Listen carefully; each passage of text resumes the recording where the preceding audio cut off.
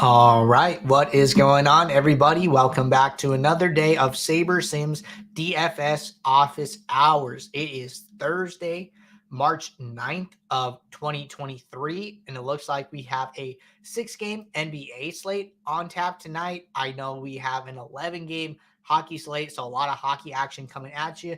And the players teed off earlier today, weekend long round one showdown. Good luck to all of you sweating your golf lineups. It is a crazy event, really volatile, ton of variance. I know we've already seen Hayden Buckley just start off super hot and already cool down. So ton of variance. If you're doing really well, I hope you hang on. If you're not doing well up to this point, still a lot of time to turn it around. But for those of you who are new here, welcome. My name is Andrew. I'm one of the coaches over here at SaberSim. It's a show where we go over how to use the SaberSim app, answer any and all DFS related questions that come in live in the YouTube chat or in the office hours in our Discord server. If you're not in our Discord, link in the description below. Check out the office hours channel. Post questions there throughout the day as you're building lineups, as things pop in your head. Let it sit there, and then we'll get to it on the very next show. We do the show Monday through Friday, 2 p.m. Eastern. Quick announcement, I will not be here for tomorrow's show. You guys will have Jordan doing this show. I know a lot of people enjoy when Jordan, the OG office hours host, comes on and does a show. So you guys will have Jordan tomorrow. I'm going to be traveling, headed out to Denver for the DraftKings NBA Live Final. Not participating, just going to be enjoying the festivities there. So I will be back on Monday, but just let you guys know about that.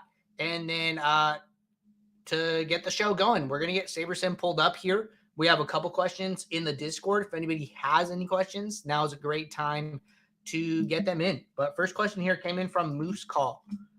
And this one came in last night. So thank you, Moose Call, for getting this question in while it was on your mind.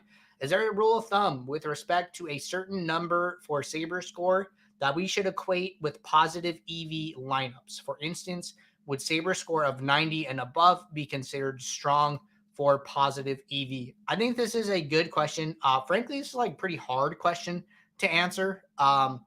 What I would say is, one, it's going to depend on the number of lineups you're building. So, SaberScore, and let's just get a build here going. So while we chat, so SaberScore is always going to be normalized to 100 for every single build that you run. The builder is going to analyze all lineups in the build and then say, okay, this 1 out of 500 is the best. That'll be SaberScore 100. And then all of the other SaberScores will be descending from there, right? So there is a little bit of,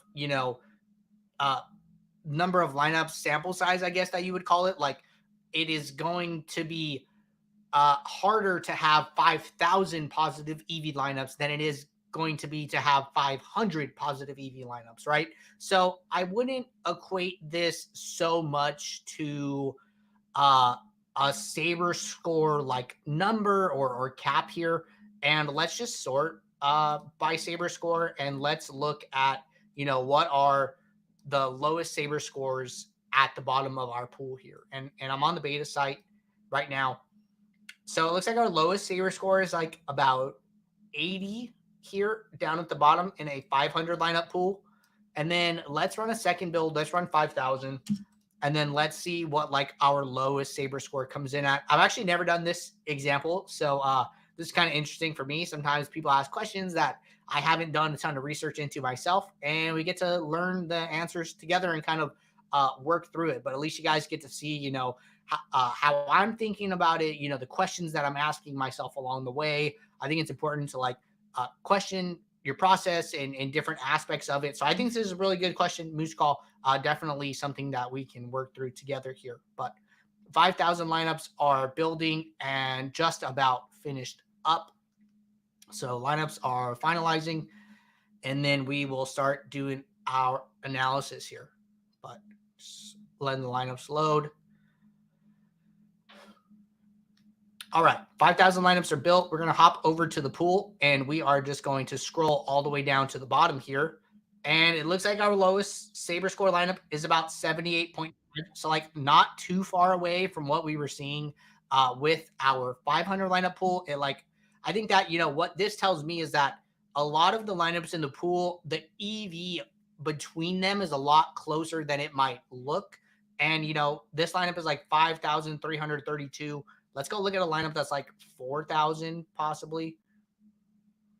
And we're at about like the 4,000 mark. And it's in like the 87-ish range. And then let's scroll up to like 3,000. Getting closer. At about 3,000, we're at like SaberScore 88. So for me, like one thing I've taken away from this, right? So like the difference between 3,000 and 4,000 is not a lot in terms of SaberScore, right? We go from like 88 to like 87, but the difference between like 4,000 and 5,000 was a lot bigger, from like 87 to like 78. So I think that, you know, this exercise can help you to visualize how different the EVs are and where the biggest changes are. I've talked about this behind the scenes with like Matt and Jordan, and then, you know, just we're at 2,000 here and it's at like 89. So I think that, you know, you're going to see some of the biggest changes in SaberScore from like the very top here, which is going to be probably like lineup 100 to like 1,000, I would say, is like probably one of the bigger changes. And then similarly, you're going to see a big change toward the bottom, which is going to be like what we just displayed with like going from like 86 to like 78. So, you know, as a rule of thumb, like for me, I am trying to stay away from like lineups that are like all near the bottom. I think that you can run into that when you jack up your min uniques really high here. So like, let's say we're playing like 300 unique lineups. We're trying to max out min uniques, right? And right now my min uniques are, I'm able to get to 300 uniques. We'll just change this to 150. So if I'm building 150 lineups at a pool of 5,000, I can get to 5 min uniques here, right? But then if we scroll down to the bottom of our pool, you know, I'm using lineup. Oh wait, no, I'm not.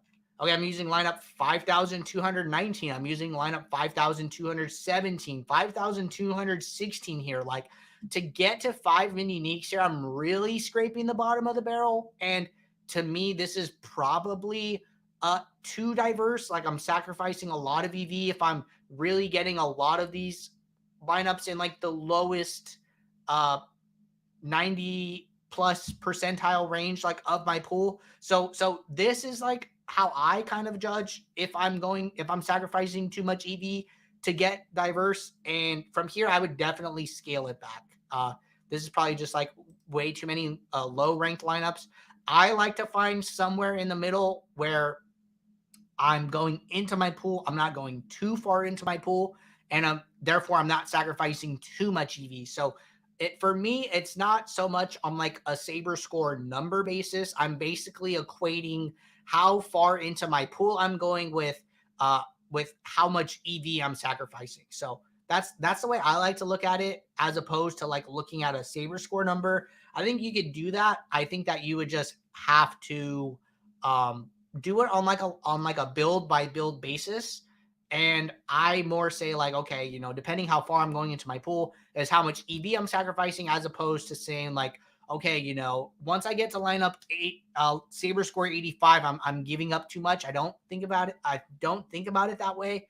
I think you could try and think about it that way. I think that if you did that, it would change sport to sport. I have talked to like Matt, and Matt has told me like it is probably better to stay higher SaberScore in a sport like NBA, where projections are so important, as opposed to a really highly variant sport like MLB, where, you know, more lineups are viable just due to volatility and the nature of the sport. And you should feel a little more comfortable playing lower SaberScore lineups in a sport like MLB. But those are some of my thoughts on it.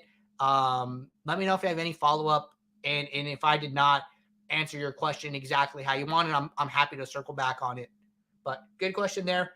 Studewood has a question, and the question is, how do you create your own formula in SaberSim? It looks like Shady jumped in here, and also GM33. So thank you guys about that. But you know, one, you have to be on the pro plan, and then two, you have to hit this sorting lineup drop down, and then this will allow you to add a metric down here. There is also support documentation on this, which GM33 so kindly called out here. So one really good article in our support docs, which I will show you all here. If you go over to sabersim.com/support, which you can find under the settings drop down, you just hit this help button. We have this video, how to create custom lineup metrics, walks you through exactly how to do that. It is an 8-minute video, a little more in depth because it is one of the pro features. We do have this SaberSim Pro tutorials channel, which I'm actually not, I wasn't too familiar with. So you can find this SaberSim Pro tutorials, gives you how to use features that are directly accessible on the pro subscription. So I would check that out. Studiowood, it looks like you were pointing to those and you were satisfied with that answer, but just wanted to follow up on that for everybody who is on the pro and looking to get some resources on that. Chuck the Pure had a comment here on Moose Calls discussion, and I think that was like a definitely interesting discussion. I didn't, give a hard number here or anything like that, so happy to continue to talk about it. Chuck the Pure said it also depends on the slate. Showdown slates tend to have lower saber scores overall, and yes, that is true. And going back to Showdown, it also depends, how many times the lineup showed up optimal in the sims, and then that'll boost the saber score. I think it's okay to play lower saber score lineups in Showdown specifically. I think it's something we talked about yesterday. I'm definitely okay going deeper into the pool with these single game sims, just because every lineup is backed by a game sim, and they're like, a lot of different ways a game can play out one individual time. So I'm okay, optimizing for game scripts and going and searching for those throughout my pool, as opposed to a classic slate. We do not need an optimal. We just need to beat the other lineups in the pool. I want to get to some of the more consistently, kind of best plays here, and not try and maximize so much for like an optimal outcome. But yes, good comment there, Chuck. So, all right, everybody, that is our last question in the Discord. No questions in the YouTube chat yet. If anybody has any questions, now is a great time to get them in. I am going to pull up the NBA injury report. We will talk a little bit about that while we wait for additional questions. So feel free to get those in at any time. And looking ahead to tonight's 6-game NBA slate, I would say that, as far as questionables, biggest two teams here for sure going to be Utah with Clarkson and Kessler, as well as the Knicks with Brunson. I think this Utah one is like pretty interesting. I personally thought Kelly Olynyk was going to play a lot more with Kessler out, but that is not what happened. They still like managed his minutes pretty, I would say, conservatively. And Damian Jones and Rudy Gay actually played like quite a lot here. So Damian Jones played 23 minutes. Wasn't like a super high performance like off the bench here. And then Rudy Gay played 16 minutes. He was a lot more involved in like scoring. So had to steal a block, 6 rebounds, 4 assists, 4 for 7 from the field with a couple 3-pointers there. So should be interesting. I did not think Kelly Olynyk would only play 27 minutes. I think he was projected for like 31, and I still thought he had minutes upside from there. Didn't have a lot of fouls, only 2 fouls. So not really sure like what kept him out of the game at such like a low rate, I guess here. Pretty interesting that like Lauri Markkanen played 39 minutes with Jordan Clarkson out this game. And Jordan Clarkson out, Colin Sexton out. Really like the second best scorer here is like probably Taylor Horton Tucker, which is like saying something. So kind of a gives me like some OKC vibes with like Shai just being like such a stud with like not a lot of help around him. So Markkanen played like 39 minutes, was like pretty interesting there. And he's projected for like 34 today, so might have some minutes upside here if Clarkson and Kessler both sit again. But definitely keep your eyes on what happens with Utah here. And then the Knicks, right? So Emmanuel Quickley has been like really involved in the offense with Brunson out. He is slowly being increased in salary, I guess is like the right word, what I'm looking for. He started out at like 4,700 and then he was like 5,000. And then he took like a really sharp jump here to 6,600. We can go back to Tuesday and look at what quickly was like priced at. So yeah, so like that's actually like a really huge jump to go from 5,000 to 6,600 in salary, especially with like the fact that Brunson might play tonight. So it's not like one of those scenarios like, oh, if Brunson sits, quickly is like a smash value, getting priced up so high. And RJ Barrett too. RJ Barrett was in like the 5,000 range and now he's up to like 7,000. So, might not be as much to take advantage of if Brunson sits here with the Knicks. So I'm like not optimizing for that scenario probably here, just due to the fact that all these guys got priced up so quickly here. I think the only guy that like might be worth playing is like Quentin Grimes. He's like held a pretty low salary this entire time and was pretty involved in the offense in the last game and had a pretty decent day, I think. Just pull up the Knicks. Quentin Grimes played 28 minutes. Oh, he sat like the entire fourth quarter. That's like probably not good in the fact that they play Josh Hart over him in the fourth quarter. So maybe looking to like, Hart is priced up. Grimes is priced down. I don't see a lot of value on the Knicks if Brunson does end up sitting. So I'm probably trying to target this Utah game, spend some additional time there, see what edges I can eke out or research I can do to give myself a better chance. But looking at out players, Kevin Porter's out. Interesting there. He did sit for like a long time. So there is like quite a bit of data on how Houston plays when he's out. And then we have Bojan still out. Alex Burks is still out. Stewart's still out, but Killian Hayes is back. Duren is back, so they are getting some pieces back there. Wendell Carter is still out. I know Mo Wagner has been like a huge value for these guys, and Mo Wagner got priced up pretty significantly here, up to 5,500 salary there, so that is like a big jump for him. And, big value day for Brooklyn. I was not aware of this. So Brooklyn is sitting Claxton, sitting Dinwiddie, sitting Cam Johnson, sitting Royce O'Neal. So let's like come in here, sort by value. All these guys are Brooklyn guys, and Day'Ron Sharpe, Min Price, Edmund Sumner, Cam Thomas, Dorian Finney-Smith. Our top 4 value plays are all Brooklyn. So if you guys are sending like any like no more than 3 players from one team, I would probably be open to making Brooklyn like an exception to that rule and be open to playing some more people from Brooklyn here.